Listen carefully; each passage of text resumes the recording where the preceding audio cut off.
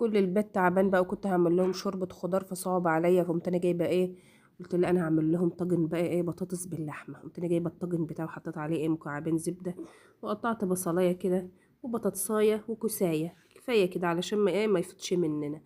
بعد كده جبت بقى ايه تبلت البطاطس الطاجن ده، شويه كمون وشويه فلفل وشويه ملح، ماشي. وبعدين عصرت بقى ايه شويه طماطم كده وحطيتهم في قلب الطاجن، وحطيت بقى ايه القرن الشطه السبايسي دي، صحيح يا حموزه؟